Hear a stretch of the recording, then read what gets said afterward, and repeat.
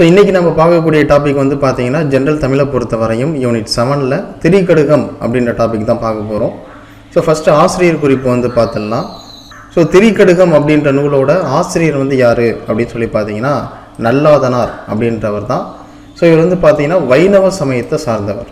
So திரிகடுகத்தில் எத்தனை பாடல்கள் வந்து இருக்குது அப்படின்னு சொல்லி கேட்டாங்கன்னா திரிகடுகம் அப்படின்றது 100 வெண்பாக்களால் ஆனது. அதே மாதிரி திரிகடுகம் காப்பு செயல் உட்பட எத்தனை வெண்பாக்கள் கொண்டது அப்படின்னு சொல்லி கேட்டாங்கன்னா 101 வெண்பாக்களை கொண்டது. ஸோ அதனால தான் 2 விதமாக கொடுத்துருக்கும். திரிகடுகத்தில் எத்தனை வெண்பாக்கள் வந்து இருக்குது அப்படின்னு சொல்லி கேட்டாங்கன்னா 100 வெண்பாக்களை கொண்டது. ஸோ அதே மாதிரி திரிகடுகம் காப்பு செயல் உட்பட எத்தனை வெண்பாக்கள் கொண்டது அப்படின்னு சொல்லி கேட்டாங்கன்னா 101 வெண்பாக்களை கொண்டது. ஓகேங்களா? ஸோ 2 விதமாக நோட் பண்ணீங்க. அதே மாதிரி திரிகடுகம் அப்படின்றது எந்த பாவகையை சார்ந்தது அப்படின்னு சொல்லி பார்த்தீங்கன்னா வெண்பாக்களால் ஆனது. ஸோ நல்லாதனாரோட சிறப்பு பெயர் வந்து பார்த்தீங்கன்னா செரு அடுத்தோள் நல்லாதன் அப்படின்றது தான். ஸோ நல்லாதனார் எந்த ஊரை சேர்ந்தவர் அப்படின்னு சொல்லி பார்த்தீங்கன்னா திருத்து அப்படின்ற ஊர் தான். இது வந்து பார்த்தீங்கன்னா திருநெல்வேலி மாவட்டத்தில் இருக்குது.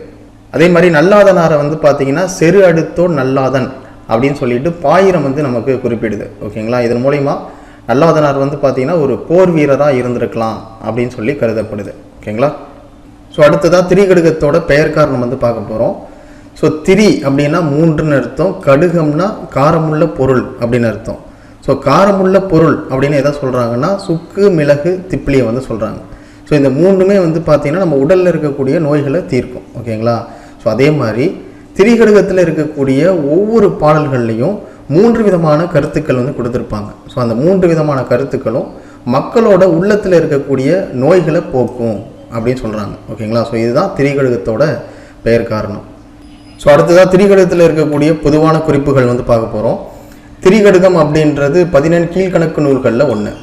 ஸோ திரிகடுகம் அப்படின்றது சுக்கு மிளகு திப்பிலி அப்படின்னு திவாகர நிகண்டு நமக்கு குறிப்பிடுது. ஸோ திரிகடுகத்தில் இருக்கக்கூடிய கடவுள் வாழ்த்தில் எந்த கடவுளை குறிப்பிட்டிருப்பாங்க அப்படின்னு சொல்லி பார்த்தீங்கன்னா திருமாலை பற்றி குறிப்பிட்டிருப்பாங்க. அதே மாதிரி திரிகடுகத்தில் இருக்கக்கூடிய ஒவ்வொரு பாடல்கள்லையுமே வந்து பார்த்தீங்கன்னா இம்மூன்றும் அல்லது இம்மூவர் அப்படின்ற சொல் வந்து வரும். ஓகேங்களா? ஸோ மருந்தின் பெயரால் பெயர் பெற்ற நூல் வந்து எதுன்னு சொல்லி பார்த்தீங்கன்னா திரிகடுகம். ஓகேங்களா? ஏன்னா 3 விதமான மருந்துகள் வந்து இங்கே குறிப்பிட்டிருக்காங்க. ஸோ அதனால தான் மருந்தின் பெயரால் பெயர் பெற்ற நூல் அப்படின்னு சொல்கிறோம். திரிகடுகத்தில் இருக்கக்கூடிய பாடல்களில் 66 பாடல்கள் வந்து பார்த்தீங்கன்னா நன்மையை பற்றி தரக்கூடியதாக இருக்குது. அதே மாதிரி 34 பாடல்கள் வந்து பார்த்தீங்கன்னா தீமையை பற்றி தரக்கூடியதாக இருக்குது. ஓகேங்களா? கணவன் மனைவி வாழ்க்கையை பற்றி சொல்லக்கூடியது 35 பாடல்கள் வந்து இருக்குது. கிட்டத்தட்ட 300 அறக்கருத்துக்களை இந்த நூலில் வந்து சொல்லியிருக்காங்க. ஸோ திரிகடுகம் அப்படின்றது அம்மை அப்படின்ற வனப்பு வகையை சார்ந்தது. ஓகேங்களா?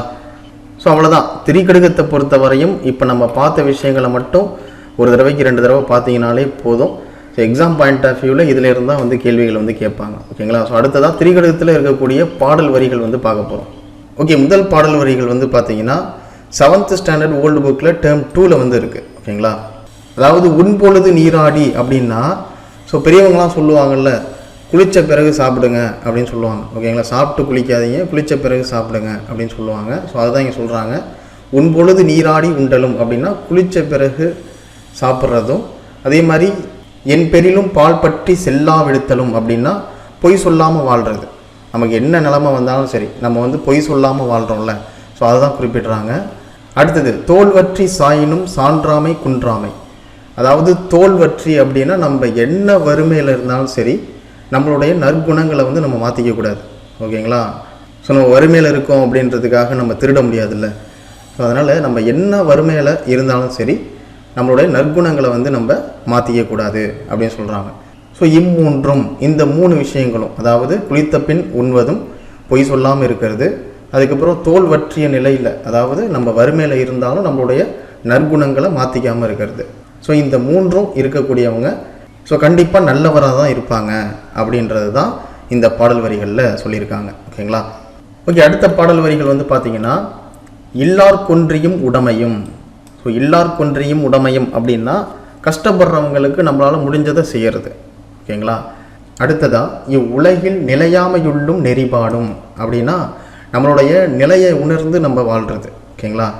அடுத்தது இவ்வுயிருக்கும் துன்புறுவ செய்யாத தூய்மையும், அதாவது யாருக்கும் எந்த ஒரு துன்பமும் நம்ம செய்யாமல் இருக்கிறது. ஸோ இந்த 3ம் இருக்கக்கூடியவங்க அறவழியில் நடக்கக்கூடியவங்களாக தான் இருப்பாங்க அப்படின்னு சொல்லிட்டு இந்த பாடல் வரிகள் நமக்கு சொல்லுது. ஓகேங்களா? ஸோ திரிகடுகம் அப்படின்னாலே இம்மூன்றும் அப்படின்ற வார்த்தை வந்துடும். ஓகேங்களா? இம்மூன்றும் அப்படின்ற வார்த்தை வந்துடும். இப்படி வந்தாலே வந்து பார்த்தீங்கன்னா அது வந்து திரிகடுகம் தான். ஓகேங்களா? ஓகே, அடுத்த பாடல் வரிகள் வந்து பார்த்தீங்கன்னா, முறை செய்யான் பெற்ற தலைமையும் நெஞ்சில் நிறையில்லான் கொண்ட தவமும் நிறை ஒழுக்கம் தோற்றாதான் பெற்ற வனப்பும் இவை மூன்றும் தூற்றின் கண் தூவிய வித்து. ஸோ அந்த பாடல் வரிகளில் என்ன சொல்கிறாங்க அப்படின்னா, முறை செய்யான் பெற்ற தலைமையும் அப்படின்னா, இப்போ திறமையற்ற ஒரு அரசர் வந்து பார்த்தீங்கன்னா ஆட்சி பொறுப்பில் இருக்கார் அப்படின்னா, ஸோ அதனால் மக்களுக்கு எந்த ஒரு பயனும் கிடையாது.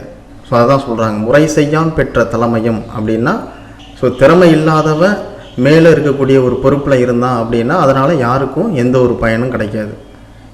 அடுத்தது நெஞ்சின் நிறையில்லா கொண்ட தவமும் அப்படின்னா, ஸோ தவம் பண்ணும்போது நம்ம மனசில் ஒன்று நினச்சிக்கிட்டு சும்மா வந்து தவம் பண்ணோம் அப்படின்னா அதனால் எந்த ஒரு பயனும் கிடையாது. அடுத்தது நிறை ஒழுக்கம் தோற்றாதான் பெற்ற வனப்பும் அப்படின்னா, ஒருத்தன் என்னதான் அழகாக இருந்தாலும் அவன் ஒழுக்கம் இல்லாமல் இருந்தான் அப்படின்னா அதில் என்ன அழகு இருக்குது? ஓகேங்களா? ஸோ இந்த மூன்றும் இருக்கக்கூடிய நபர்கள் இருக்கிறது அப்படின்றது, முள் புதருக்கு அடியில் உணவு பயிர்களை போட்டோம் அப்படின்னா அதனால் யாருக்கும் யூஸ் இருக்கா? எந்த ஒரு யூஸும் கிடையாது. ஓகேங்களா? அது மாதிரி தான் இந்த 3 குணங்களை உடைய இருக்கக்கூடிய நபர்கள் இருந்தாங்க அப்படின்னா அவங்களால யாருக்கும் எந்த ஒரு பிரயோஜனமும் இருக்காது. ஓகேங்களா? ஸோ அதுதான் சொல்கிறாங்க அந்த பாடல் வரிகளில். ஸோ அவ்வளோதான். திரிகடுகத்தை பொறுத்த வரையும் இப்போ நம்ம பார்த்த பாடல்கள் ப்ளஸ் வந்து பார்த்திங்கன்னா மேலே கொடுக்கப்பட்டிருக்கிற இன்ஃபர்மேஷன், ஸோ இதை மட்டும் பார்த்தீங்கன்னாலே போதுமானது. ஓகேங்களா? ஸோ கண்டிப்பாக இந்த வீடியோ பதிவு உங்களுக்கு யூஸ்ஃபுல்லாக இருந்திருக்கும்னு நினைக்கிறேன். ஸோ இந்த வீடியோ பதிவு எப்படி இருந்தது அப்படின்றத கமெண்ட் பாக்ஸில் மென்ஷன் பண்ணுங்கள். ஓகேங்களா? Okay, thank you. துருவம் அகாடமிலேருந்து கார்த்திக்.